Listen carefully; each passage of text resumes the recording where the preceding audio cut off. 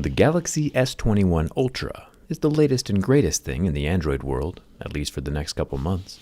A little side note, if you ordered a jerry-rig-everything razor knife, our second batch will be shipping out later this week, so be on the lookout for that.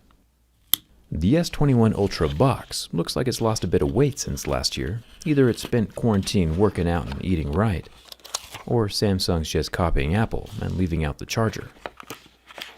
Once the phone is out, we get our first look at the mattest, blackest phone I think I've ever seen. It's like filming a black hole. The S21 Ultra is as dark as 2020. My fingers are also a little bit dark. I've been working with metal, and that stuff does not wash off real easy. But since this isn't Jerry Manicure Everything, let's get started.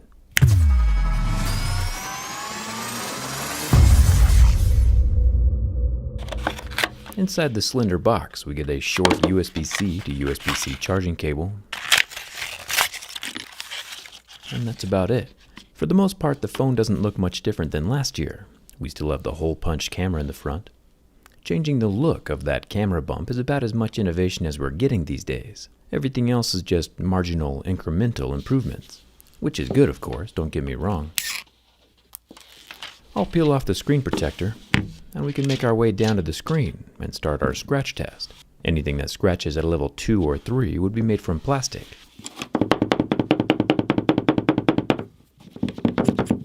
And as we can clearly see, the S21 Ultra scratches at a level 3. You guys saw me remove that screen protector, right? Well, Samsung, with all of their generosity, gives us a screen protector for the screen protector. The innovation just doesn't stop. Anyway, like I was saying, things that scratch at a most 2 or 3 are plastic. Levels 5 or 6 would be glass, and levels 8 or 9 would be sapphire. A 10 would be a diamond. After removing both screen protectors, we can see that the S21 Ultra scratches at a level 6 with deeper grooves at a level 7. It's using Gorilla Glass Victus. The top hole-punch front-facing camera is 40 megapixels, protected under that front glass. There's also a slit up here, about 1 razor blade thick, for the earpiece and top stereo speaker. The sides of the phone are protected with a very thin piece of temporary plastic. If Samsung is shrinking their box to be more environmentally friendly, they still sure are using a lot of plastic. The sides of the phone are made from aluminum, along with the power button and volume rocker, both made from metal. The top of the phone is kind of unique. The camera hump is blended into the sides of the aluminum frame. Samsung's calling this a contour cut, which I actually kind of like. It's a little more seamless. Then down here at the bottom, near the 25-watt fast-charging USB-C port, we get the SIM card tray. It is IP68, but new this year, Samsung has removed the expandable memory card slot, which is kind of sad. I'm not a huge fan of removing features. I'd rather have a tool and not need it than need a tool and not have it. One thing I do like, though, is the frosted glass on the back.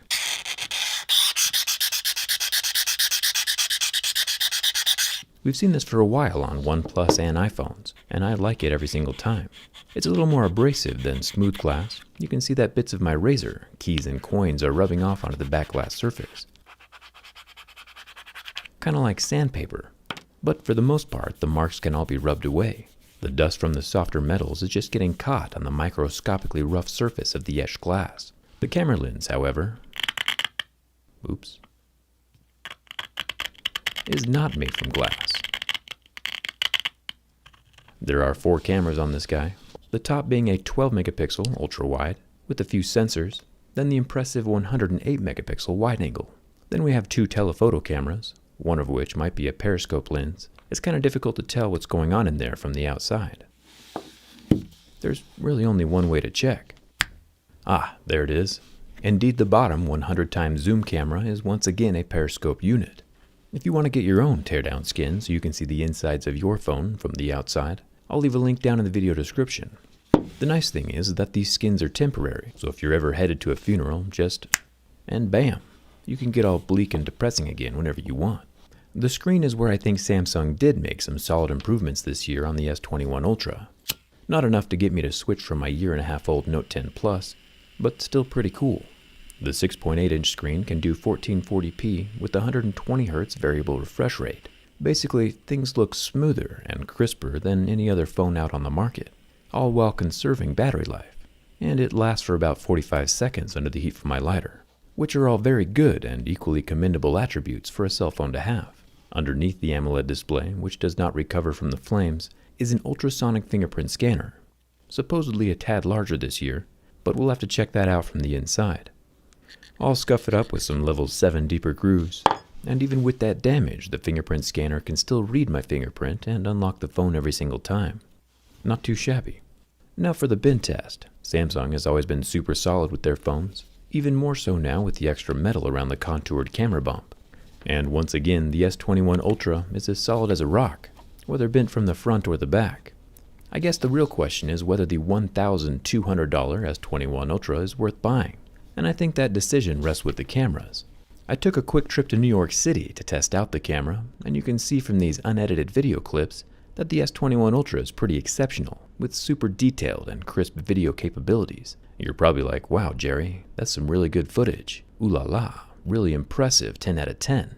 Exceptional low light capabilities. But why are you traveling to New York during a pandemic? And you're right, I actually just totally lied, and all this footage you're seeing now came from a Galaxy Note 4, from a video I filmed and posted to my YouTube channel over 6 years ago.